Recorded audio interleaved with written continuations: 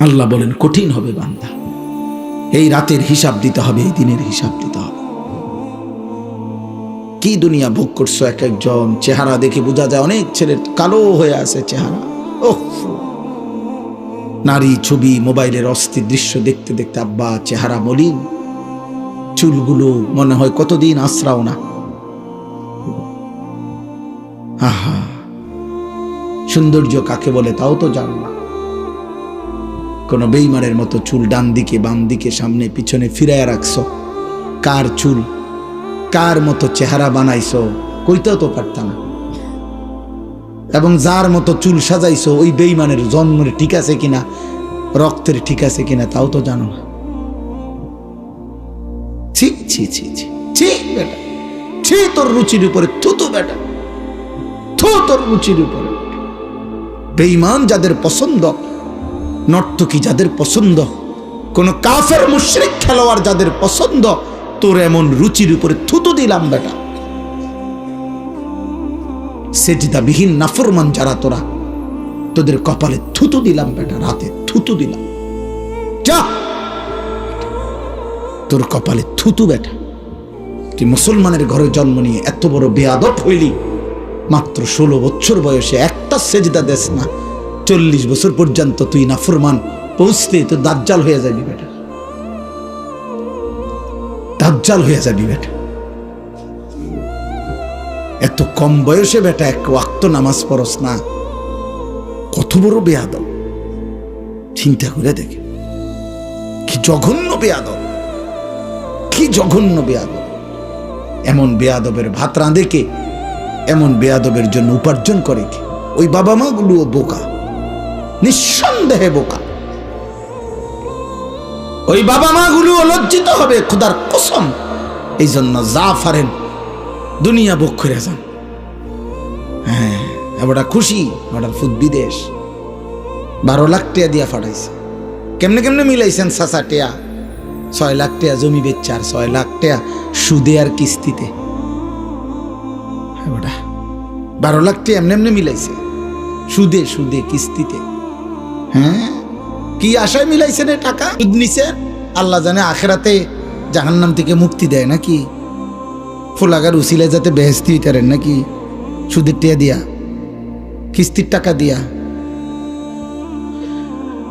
ছি ছি ছি ছি। মুসলমান, মুসলমানের জিম্মাদারি ছিল স্ত্রী সন্তান, ছেলে মেয়ে, বাবা মা, স্বামী স্ত্রী। খোদার কসম, কথা ছিল মুসলমানের প্রথম ডিউটি ফুল ফ্যামিলি নামাজি হবে, প্রথম জিম্মাদারি এটা। আরে বেটা, প্রয়োজনে খানা বন্ধ বেটা, আমি রোজগার করব না বেটা তোর মতো নাফরমানের জন্য, তোর মতো নাফরমানের জন্য উপার্জন করব না বেটা। 16 বছর তুমি বেটা, আমি প্রবাসী বহু লোকরে বলছি বুকে জড়াইয়া বেটা এমন বিদেশ কইরো না। 16 বছর তুমি বেটা কষ্ট করে বিদেশ করো, তোমার একটা একটা ঘাম, একটা একটা টাকার মধ্যে, রিয়ালের মধ্যে বেটা তার ঘামে ভিজা, তার কষ্টে ভিজা, তার কলিজাটা পানি করে ফেলছে।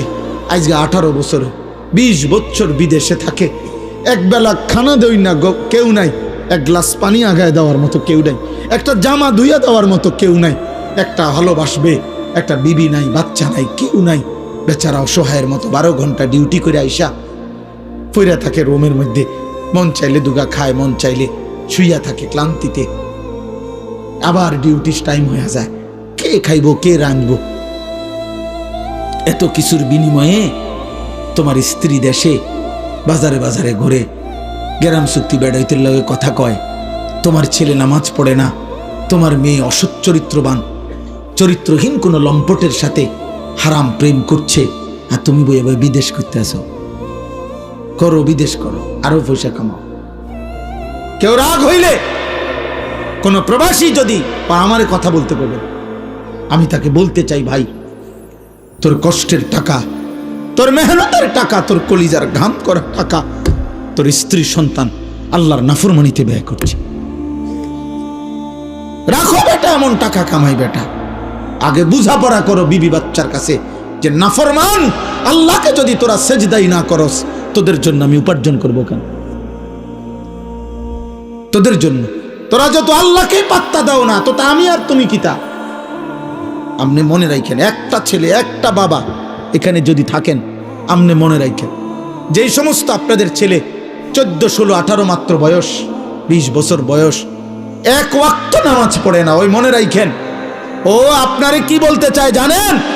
ওই বলতে চায় বাবা, আরে বাবা, এত বড় সৃষ্টিকর্তা, কায়নাতের সৃষ্টিকর্তা আল্লাহ আমারে ডাকে প্রতিদিন 5 ওয়াক্ত, উনারে আমি পাত্তা দেই না, তুই বাপ কিতা বেড়া? যা বেড়া বেড়া, তোর মতো বাপ বেড়া গনার ধরিনি বেড়া। আমি তো আল্লাহরই কিছু মনে করি না বেটা। এই গাদ্দার তো আল্লাহরই কিছু মনে করে না। এই জন্য আসমানের নিচে না, জমিনের উপরে বেনামাজি সর্বনিকৃষ্ট বেয়াদব। এই জন্য চেহারা কালো, আরো কালো হবে বেটা, মনে রাখিস বাপ। কোন বিবেকবানকে দেখাইস বেনামাজি ছেলে যে তোকে দেখতে প্রিয় মনে হয় না অপ্রিয়, তোকে দেখতে মায়া লাগে না মায়া লাগে না, তোকে দেখতে আদর লাগে না লাগে না, কোন বিবেকবানকে জিজ্ঞাসা, সমবয়সী বন্ধু তোকে বলবে না কোনোদিন। তোর মতো চরিত্রহীন আরেকটা বন্ধুকে জিজ্ঞেস করলে ও চিনবে না তোকে। আল জিনসু ইয়ামিলু ইলাল জিনস, আরবিতে বলে যে যেমন সে ঝুঁকেও তেমন। কোরআনে আল্লাহ বলছে যে খবিস তার বিবিও হবে খবিস। আল্লাহ তাআলা কোরআনে বলছে যে ব্যভিচারী জেনাকার পুরুষ তার স্ত্রী হবে ব্যভিচারিণী নারী, তোর বউ হবে 3 নম্বর। তুমি যেমন চরিত্রহীন, হ্যাঁ টের পাইবা, টের পাইবা। দেখো আমি বললাম, আমি জানি আব্বা, শত শত যুবকের চোখের পানি আমি জানি। আমার জীবনটাই ছেলেদেরকে নিয়ে, মুসলমানের কিশোর নওজোয়ান নিয়ে সারাদিন ফিকির করি। কত যুবকের কান্না আহাজারি। 3 বছর 5 বছর প্রেম করছে, 5 মাসের মধ্যেই বিবাহিত জীবন জাহান্নামের টুকরা হয়ে গেছে। কারণ বিবাহের আগে ছেলের চোখেও মেয়ের কোনো দোষ নাই, মেয়ের চোখেও ছেলের কোনো দোষ নাই। কারণ ভালোবাসে না, তখন তো ভালোই বাসে, তো ভালোবাসলে আর দোষ দেখবো কিত্ত? তখন তো প্রেমের টাইম, তখন তো শয়তান সাথে আছে, তখন তো ইবলিস সাথে আছে। ইবলিস তো লোভনীয় করে দেখায়, কিন্তু বিবাহের পরে চূড়ান্ত বাস্তবতা, পৃথিবীর বাস্তবতা ফুটে ওঠে। তখন আর কোনো গুণ দেখে না, উভয়ের দোষে দেখে, দোষে দেখে। কোনো স্বামী যদি বাহিরে যায় আর স্ত্রীর ভিতরে যদি এটা থাকে যে তে বেড়াবো না আরেক বেড়ির লগে, তাহলে এই পুরুষটার জীবনের শান্তিটা কি? কোনো পুরুষ যদি বাইরে গিয়া ভাবে আমার স্ত্রী না জানি কোনো বেড়াইতে লগনি, হারাম সম্পর্ক, অবৈধ সম্পর্ক, এই পুরুষের জীবনে আর কামাই রোজগারি ও চাকরি ব্যবসার শান্তিটা কি? কত মেসেজ দেখতে চাইবা তুমি? চলো আমি দেখাই। আমার তো দায়িত্বশীল ছেলে আছে, আমার 2টা ছাত্র আছে, 2টা মাওলানা সাহেব, ওরা এখন, ওদের কাছে আমি মোবাইলে হোয়াটসঅ্যাপ নাম্বার দিয়ে রাখছি। অসংখ্য যুবক যাদের জীবন শেষ, চরিত্র শেষ, শরীরের সক্ষমতা নাই, যৌবনের ক্ষমতা নাই, লজ্জাস্থানের ক্ষমতা নাই, কোমরের ক্ষমতা নাই। কি কারণ? উলঙ্গ ছবি, নর্তকী। আহা, ধরতেও পারলো না, ছুঁইতেও পারলো না, দেখে দেখেই সুন্দর একটা সুস্থ সবল জীবন শরীরের ক্ষমতা শেষ করে দিছে। একদিন দেখবে সে তার সক্ষমতা নাই, দুনিয়াও নাই আখেরাতও নাই, জাহান্নাম ছাড়। দুনিয়া তো জাহান্নামের আগুন, মানে দুঃখে দুঃখে কষ্ট যন্ত্রণা, আখেরাত। আল্লাহ আমাদেরকে বুঝ দান করেন, আল্লাহ আমাদেরকে বুঝ দান করেন। আল্লাহ তাআলা বলেন ওয়ায়াউমা ইয়া'আদ্দু যালিমু আলা ইয়াদাইহি ইয়াকুলু ইয়া লাইতানি ইত্তাখাযতু মা'আর রাসূলি সাবিলা। আল্লাহ তাআলা বলেন এই নাফরমান পাপীরা সেদিন নিজেদের দাঁত দিয়ে আঙ্গুলগুলো হাতের কামড়াইতে থাকবে, এই হয় কামড়াইয়া ছিঁড়ে ফেলবে, আর আফসোস করতে করতে বলবে হায় যদি রাসূলের পথ ধরতাম। ইয়া লাইতানি ইত্তাখাযতু মা'আর রাসূলি সাবিলা। এরপরে বলবে ইয়া ওয়াইলাতা লাইতানি লাম আত্তাখিজ ফুলানান খলিলা। যার কারণে যে নষ্ট হলো, যার কারণে যে চরিত্রহীন হইল, ছেলে হোক মেয়ে হোক, বন্ধু হোক, বড় হোক ছোট হোক, আল্লাহর কসম আল্লাহ বলেন সে তাকে স্মরণ করবে আর মনে মনে আফসোস করবে আর বলবে, হায় আমি যদি তাকে বন্ধু না বানাইতাম, লাম আত্তাখিজ ফুলানান খলিলা, আমি যদি তাকে বন্ধু না বানাইতাম। বন্ধু নামের যেই শয়তান আমাকে উলঙ্গ ছবি দেখে নষ্ট করেছে, বন্ধু নামের যেই শয়তান আমারে সুদের আড্ডায় লাগায় দিছে, ঘুষের আড্ডায়, বন্ধু নামের যেই শয়তান আমারে জিনা ব্যভিচারে আসক্ত করে দিছে, বন্ধু নামের যে শয়তান আমারে মদ জুয়া ব্যভিচারে লাগায় দিছে, আমি তো আর ফিরতে পারি নাই, আমি তো গুনার মজা পেয়ে আর ফিরতে পারি নাই, আমি তো অসভ্যতার মজা পেয়ে আর ফিরতে পারি নাই, আমি তো হারাম উপার্জনের নেশায় আর ফিরতে পারি নাই। লাকাদ আদাল্লানি আনিদ যিকরি বাদা ইয জাআনি। আল্লাহ বলেন নাফরমান সেদিন আফসোস করবে আর বলবে, হায় আল্লাহ, আফসোস আমার কপালে, আমার কাছে তো হেদায়েতের কথা এসেছিল, আমাগো এলাকার মধ্যে তো মাহফিল হইছিল, হুজুর আসছিল, কইছিল, আমগো গ্রামের মসজিদে তো প্রতিদিন 5 ওয়াক্ত নামাজের আজান হইতো, আমগো বাড়ির মধ্যেও তো কত নামাজি ব্যক্তি দেখতাম মসজিদে যাইতো, আমার আত্মীয় স্বজনের মধ্যেও তো অনেকে হাফেজে কোরআন ছিল, আমগো ঘরের তাকের মধ্যেও তো কোরআন রাখা দেখছিলাম, আমার মাও তো বলছে আমারে মুসলমান, বাপও তো বলছে আমি মুসলমান, আমি তো নিজেও ধর্ম যতবার লিখছি ততবার বলছি ইসলাম, আমার আইডি কার্ড, পাসপোর্ট, জন্ম নিবন্ধন সনদেও তো লেখা ছিল ইসলাম, সব কিছু তো ছিল, কিন্তু বন্ধু নামের ওই শয়তান তো আমারে গুমরাহ করে দিল। ওয়াকানা শাইতানু লিল ইনসানি খাজুলা। এই শেষ কথাটা শোন আব্বা, এই শেষ শব্দ কোরআন শরীফ বন্ধ করে দিছি, দেখো শেষ কথা হলো ওয়াকানা শাইতানু লিল ইনসানি খাজুলা। এটা মারাত্মক কথা। আল্লাহ বলছে প্রত্যেক মানুষকে গুনাহে লিপ্ত করাবার সময় শয়তান তার থেকে কেটে পড়ে। এই কথাটা ব্যাখ্যা হলো তাফসিরে আছে, কোরআন শরীফের অন্য আয়াতও আছে। অর্থাৎ একজন মানুষকে গুনাহ করাইবার আগ পর্যন্ত শয়তান তাকে ভীষণভাবে প্ররোচনা দেয়। প্ররোচনা, দেখ দেখ কিচ্ছু তো না, দেখ আরে কত মানুষে বেটা, কত হুজুরও আছে, দেখে দেখ তুই কিচ্ছু তো না, দেখ টেহা লো বেটা, কত কত মানুষে লাখ লাখ টেহা ঘুষ খায়, মাত্র টেহা 200 লইবা কি বার, লইবি না। মানে এরকম শয়তান কোনো না কোনো ভাবে পাপীকে গুনার মন্ত্রণা, পাপের কথা, সুদ ঘুষ মদ জুয়া জিনা ব্যভিচার অশ্লীলতা বেহায়াপনা বেপরদা উৎসাহ দিতে থাকে, প্রেরণা দেয়। কিন্তু কোরআনে আল্লাহ বলছে যখনই সে গুনাহটা শুরু করে, কসম খোদার, তৎক্ষণাৎ শয়তান তার থেকে সরে পড়ে। যতক্ষণ তাকে জুয়াতে লাগাবে অতক্ষণ চেষ্টা করে। মনে করেন জুয়া শুরু করলো, সে মদ শুরু করলো, জিনা শুরু করলো, নারীর সাথে হারাম সম্পর্ক শুরু করলো, শুরু করলেই শয়তান সরে যায়। কেন কেন সরে যায়?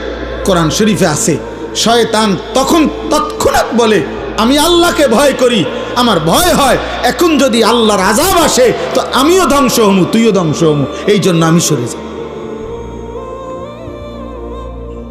এবার বুঝছেন?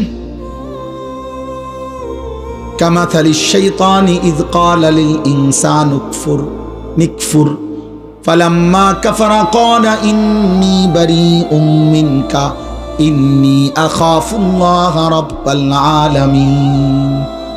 আল্লাহ বলে শয়তানের দৃষ্টান্ত শোনো বান্দা। শয়তান মানুষকে বারবার বলে গুনাহ করো, নাফরমানি করো। যখন বান্দা নাফরমানি করতে শুরু করে তখন সাথে সাথে শয়তান বলে আমি তোর থেকে মুক্ত, আমি সরে গেলাম তোর থেকে। কেন? ইন্নী আখাফুল্লাহ, আমি আল্লাহরে ভয় করি যদি আযাব আসে, যদি এই মুহূর্তে আল্লাহর আযাব আসে। কোরআন শরীফে আছে, এখন আর রাত বললাম না, সূরা আনফালের মধ্যে আছে, বদরের যুদ্ধের দিন শয়তান বারবার কাফেরদেরকে বলতেছিল বেটা 313 জন, কিচ্ছু নাই হেরার কাছে, কিচ্ছু নাই। এরা 2টা তলোয়ার, 8টা তলোয়ার, 2টা ঘোড়া, আর কিচ্ছু নাই। এই মানুষটি শুধু শুধু দাঁড়াইছে এনে তোমারা শুধু শুরু করবা যুদ্ধটা প্রথম ঠেলাইতে তান উইরা যাইব এ মানে কোন রকমে লাগাইয়া কসম খোদার কোরআন শরীফে আছে যখন মুসলমানরা ফিরা শুরু করছে তৎক্ষণাৎ এই শয়তান সরে গিয়া দূরের থেকে বলতেছে আমি আল্লাহরে ভয় করি। আরে বাটফার তুই তো আল্লাহরে ভয় করছিস এটা আগে কবি না আমরা এতটি লোকরে ফেসে ফেলাইয়া কারণ সে তো আল্লাহরে চিনে আগের থেকে বুঝছেন না কথাটা এটা সূরা আনফালে আছে যে আল্লাহ বলে দেখো এই নাফরমান কেমনে ধোঁকা দিব। অতএব শেষ কথা অনেক কষ্ট করছেন ছেলেরা বাপ তোমরা অনেক কষ্ট করছো আব্বা ধমক দিল ভালোবাসার জন্যই ধমক দিছি কারো যদি পরিবর্তন হয় এবং হচ্ছে আলহামদুলিল্লাহ আমরা হতাশ না আশাবাদী আশাবাদী আশাবাদী। সেদিন আবু জেহেল মনে করছিল ওরে ছাড়া ইসলাম টিকবে না মানে আগাইতে পারবে না মোহাম্মদ আল্লাহ বলছেন না আগাইবে তুই থাকতি না। সেদিন আবু লাহাব মনে করছিল ওরে ছাড়া ইসলাম আগাবে না আল্লাহ বলছে ইসলাম ঠিকই আগাবে তুই থাকতি না। সেদিন এই উকবা ইবনে আবি মুআইতে যার কথা বললাম আর উবাই ইবনে খালব এই বন্ধু কসম খোদার তাফসীরে আছে এই দুই শয়তান এই দুই বেঈমান বদরের যুদ্ধের দিন দুইটাকেই মুসলমানরা হত্যা করছে এবং বদরের পরিত্যক্ত কূপের মধ্যে ছুঁড়ে মারছে। যা আবু জেহেল কে তো বদরের পরিত্যক্ত কূপে ফেলছে সেই কূপের চিহ্ন এখনো আছে। আমি এইবার হজেও দেখছি গত হজে গিয়েও বদরের প্রান্তরে বদরের প্রান্ত হ্যাঁ আল্লাহ বলছে শোনো একটা যুবক ছিল কালো নিগ্রু হাবশি গোলাম পরে তারা বুকে পাথর চাপা দিয়া রাখতো পরে তারা কষ্ট দিত সন্ধ্যা হইলে গলায় রশি লাগায়া মক্কার গলিতে গলিতে পাথুরে জমিনের মধ্যে হাঁটাইতো টানাইতো হেঁচড়াইতো ওরা তারে বলছিল কৃতদাস ও গোলাম আমি আল্লাহ ওর ইমানের বরকতে ওরে আমি একদিন কাবার ছাদের উপরে উঠায়া আজান দেওয়াইছি। মক্কা বিজয়ের দিন হযরতে বেলাল কাবা ঘরের ছাদে দাঁড়িয়ে আজান দিস। আল্লাহ বলছে দেখো গোলাম আজ কোথায় দেখো পৃথিবী এক কৃতদাস আজ কোথায়। আর আল্লাহ বলছে মনে পড়ে তোমাদের এই কাবার কাছে কাবা ঘরের আল্লাহর ঘর কাবার কাছে সর্বপ্রথম ঘর কাবার প্রথম প্রতিবেশী আবু জেহেল।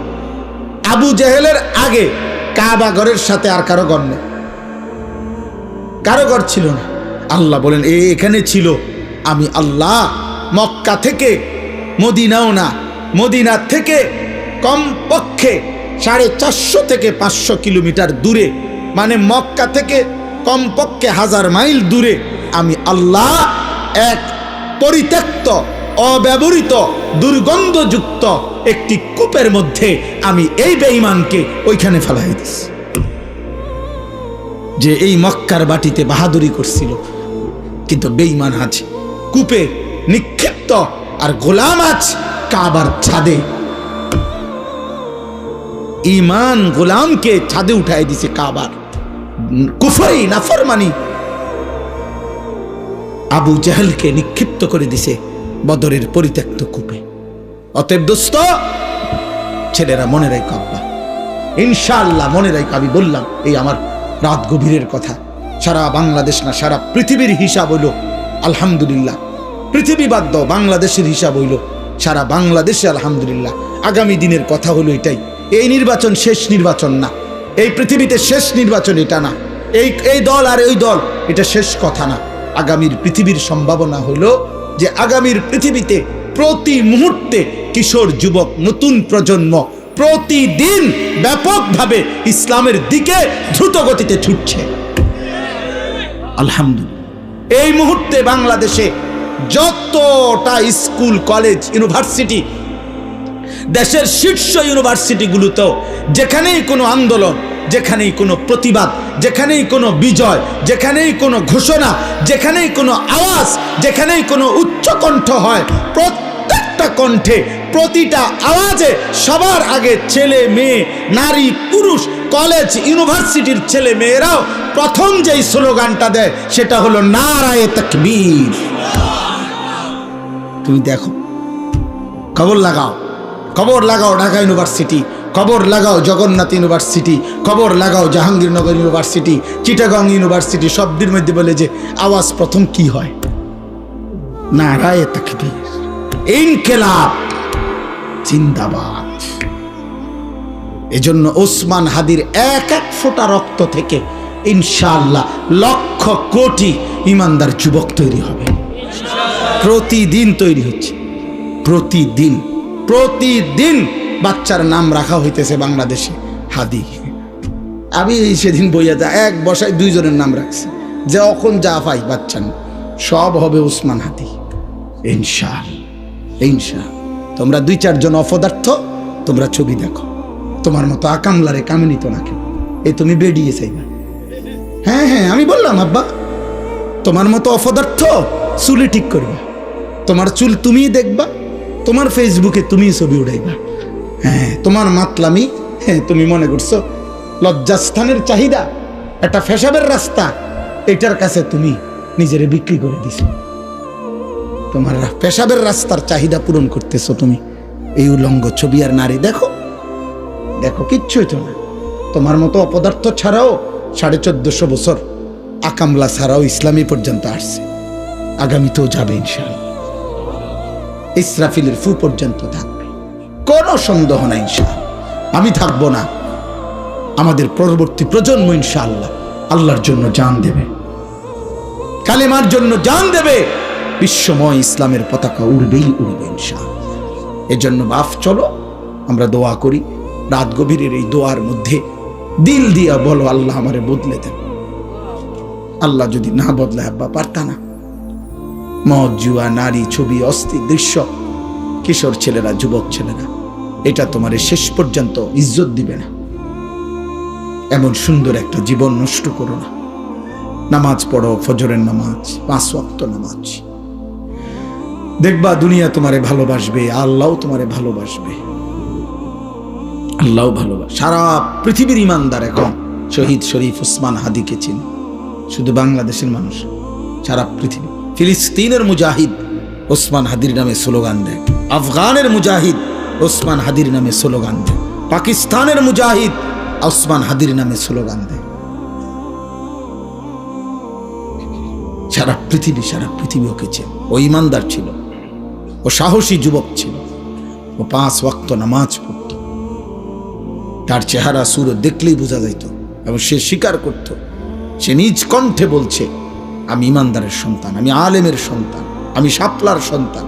সে বলছে ফ্যাসিস্ট যখন 2013 সালের 5ই মে শাপলা চত্বরে যখন জুলুম করেছে, ইমানদারের রক্তে মতিঝিলের শাপলা চত্বর যখন ভাসাইছে, সে বলছে আমি তখন সেখানেই ছিলাম, আমি দেখছি।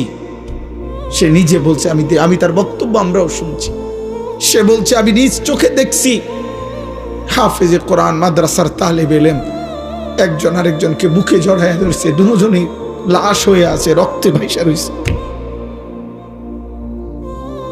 কত মুমিনের চোখের পানি, কত মজলুমের চোখের কান্না রক্তের উপরে, কত মানুষের গুম খুন, কত মানুষের আর্তনাদ, কত বিধবা নারীর আর্তনাদ। আপনারা জানেন না কত কিছুর বিনিময়ে এই জালেম পলাইতে হয়েছে। এই তো 1-2 দিনের জুলুম না, 17 বছরের জুলুম, 16 বছরের জুলুম। এই জন্য বাপ মনে রাখো, আমাদের প্রিয় ভাই, আমাদের কায়েদে মিল্লাত আল্লামা হাফিজ জুনায়েদ বাবুনগরী রহমতুল্লাহ আলাইহির খাদেম ছিল আমাদের প্রিয় ভাই এনামুল হাসান ফারুকি। এই যুবক তাগড়া জওয়ান যুবক ছিল, এমন সুন্দর বলিষ্ঠ যুবক ছিল, হাটহাজারী মাদ্রাসার হুজুরের খাদেম ছিল সে। ওরে এই গত ফেসিস্ট বেঈমান, এই নাফরমানরা জেলখানার নির্মম সুলুমার নির্যাতনের রিমান্ডে জীবনের তরে তারে পঙ্গু বানায় দিয়েছে। আজ সে চীনে হসপিটালের মধ্যে মৃত্যু শয্যায়, অসুস্থ, রোগাক্রান্ত। সেদিনও দোয়া চাইছে আমাদের কাছে যে ভাই দোয়া করেন। এরকম ভাই, অতএব আমার আব্বা, আমি কিংবা তুমি, আজও যারা আসবে নতুন, এই শেষ কথা হইল, মনে রাখো আব্বা, শেষ রাত গভীরে কথা হইল, আমি চলে যাব, আমরা সবাই হয়তো চলে যাব, কিন্তু এটা মনে রাখবে, আমার মাটি, বাংলাদেশের এই জমিন, ইসলাম ছাড়া অন্য কিছু এখানে প্রতিষ্ঠিত করা যাবে না। এ মাটি ইসলাম ছাড়া অন্য কিছু নেবে না। লক্ষ কোটি আউলিয়া বুজুর্গ, তাহাজ্জুদের সেজদাওয়ালা মুমিনের চোখের পানি এ মাটির সাথে মিশে আছে। অতএব ঈমান ছাড়া, ইসলাম ছাড়া বাংলার মাটিতে অন্য কিছু টিকবে না। আল্লাহ আমাদেরকে তৌফিক দেন। তোমরা নিয়ত করলা কিনা কও, বলো যে পর্যায়ে শেষ যারা টিকছো বইছো, তোমরাই কও যে আমরা ইনশাআল্লাহ ফজরের নামাজ পড়ব। বলো বাবা, নওজোয়ান বলো, 30 বছরের নিচে যাদের বয়স, তোমরা কও, দিল থেকে বলো, দিল থেকে বলো। দেখো তোমার আজকের চেহারাটা ছবি উঠায় রাখো, আগামী 3 মাস ফজরের নামাজ পড়ো। এই আনিসুর রহমান তো চাঁদের দেশে থাকি না, আমি কুমিল্লা ক্যান্টনমেন্ট ময়নামতি থাকি, সাহেবের বাজার। 3 মাস ফজরের নামাজ পড়ে দেখো, ইনশাআল্লাহ আল্লাহর কসম, এরপরের চেহারা আর এখনকার চেহারা তুমি মিলায়ে দেখো, রব্বে কাবার কসম তোমারে অনেক সুন্দর দেখাবে। পরীক্ষিত, ওষুধ দিলাম, প্রেসক্রিপশন দিলাম। তুমি তো সুন্দরী হইতে চাও, তোমাকে সুন্দর যেন দেখায়, তুমি সেজদা দিলে ইনশাআল্লাহ সুন্দর হবে। নবীজির এটার ওয়াদা, মান কাসুরা সালাতুহু হাসুনা ওয়াজহুহু। আল্লাহ নবী বলেন, যার নামাজের পরিমাণ বেড়ে যায় তার চেহারার সৌন্দর্য বেড়ে যায়। আল্লাহ আমাদেরকে তৌফিক দেন। আলহামদুলিল্লাহ রাব্বিল আলামিন। মাওলায়ে কারীম, আপনি মাফ করে দেন। আল্লাহ আপনি মাফ করে দেন, মাফ করে দেন, দেন মাওলা, মাফ করে দেন। ছেলেগুলোকে মাফ করে দেন, ছেলেগুলোকে মাফ করে দেন। ওরা বুঝে নাই রে মাওলা, ওরা বুঝে নাই, ওরা বুঝে নাই, ওরা বুঝে নাই, ভুল করে ফেলেছে মাওলা। অনেক দিন সেজদা দেয় নাই, আপনাকে ডাকে নাই, আপনি মাফ করে দেন। আপনি তো এই পৃথিবীতে কতজনকে, কত কোটি মানুষকে মাফ করেছেন, এই অল্প কয়েকজনকেও মাফ করে দেন। মাফ করলে আপনার ভান্ডারে কমবে না, মাফ না পেলে আমাদের উপায় থাকবে না। দেন মাওলা, মাফ করে দেন, মাফ করে দেন, মাফ করে দেন। কবরবাসীদেরকে মাফ করে দেন। প্রত্যেকে আমরা স্বজন হারা, কেউ মা হারা, বাবা হারা, আত্মীয় হারা, স্বজন হারা। আল্লাহ আল্লাহ আমাদের সবারই আত্মীয় স্বজন কবরে আছে, মাফ করে দেন, দেন আপনি মাফ করে দেন, মাফ করে দেন। কিয়ামত পর্যন্ত কবরের আযাব মাফ করে দেন, কবরগুলোকে জান্নাতের টুকরা বানায় দেন। আমার বাবা, চাচা, দাদা যারা বসে আছেন সকলকে আল্লাহ শেষ জীবনটা আরো বেশি নেক আমলের তৌফিক দেন।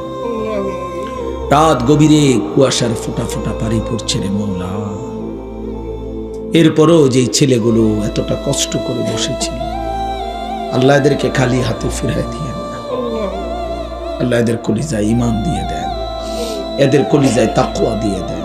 আল্লাহ আপনার ভয় দিয়ে দেন, জাহান্নামের ভয় দিয়ে দেন, আখিরাতের ভয় দিয়ে দেন। আল্লাহ নেককারের সঙ্গী বানায় দেন, উলামায়ে কেরামের সঙ্গী বানায় দেন, ফজরের মুসল্লি বানায় দেন, ফজরের মুসল্লি। আমি বলছি মাওলা, সেজদা দিলে চেহারা সুন্দর হবে, আপনি সুন্দর করে দিয়েন মাওলা। আমি আপনার বান্দাদের কানে পৌঁছাইছি, আপনি কলিজায় পৌঁছায় দেন।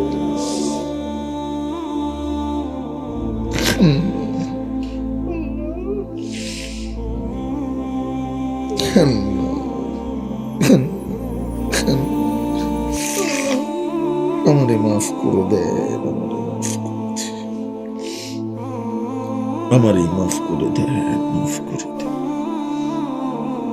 আমার মা বোন যারা পর্দার আড়ালে, মাফ করে দেন। মা ফাতেমা, রাবেয়া, বসরিয়ার মতো বানিয়ে দেন। আল্লাহ এই মসজিদখানা কবুল করে নেন। নওজওয়ানদের এই মেহনত আপনি কবুল করেন। রাত গভীর পর্যন্ত তারা বসেছিল, আপনি বরকত দিয়ে, আপনি আল্লাহ যারা মাহফিল সাজাইলো আপনি তাদের কবর আখিরাত সাজায় দেন।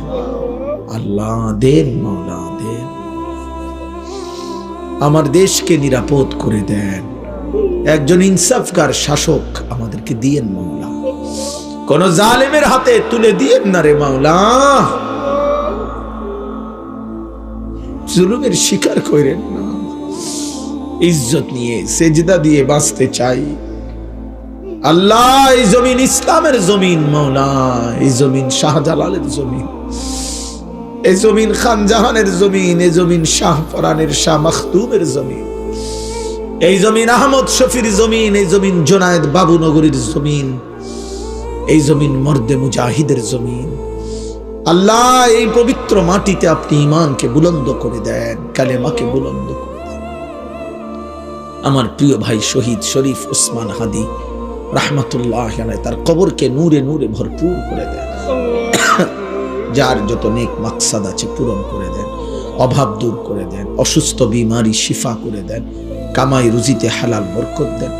আল্লাহ প্রবাসী বিদেশি যারা নিরাপদে রাখেন, আল্লাহ প্রবাসীর বিবিকে বুঝ দেন, প্রবাসীর ছেলে মেয়েদেরকে সেজদাওয়ালা বানায় দেন। দেন মাওলা, দেন মাওলা। বেচারা বিদেশের জমিনে কষ্ট করে, তার বিবি বাচ্চারে নাফরমান বানায়েন না, নাফরমান বানায়েন। রব্বিরহামহুমা কামা রব্বায়ানি সগীরা, রব্বিরহামহুমা কামা রব্বায়ানি সগীরা। রব্বানা হাব লানা মিন আজওয়াজিনা ওয়া যুররিয়াতিনা কুররাতা আ'য়ুন ওয়াজআলনা লিল মুত্তাকিনা ইমামা। রব্বি জাআলনি মুকিমাস সালাতি ওয়া মিন যুররিয়াতি। রব্বানা ওয়া তাকাব্বাল দুআ। রব্বানা ইগফির লি ওয়া লিওয়ালিদাইয়া ওয়া লিল মুমিনিনা ইয়াওমা ইয়াকুমুল হিসাব। সুবহানা রাব্বিকা রাব্বিল মুরসালিন ওয়ালহামদুলিল্লাহি রাব্বিল আলামিন।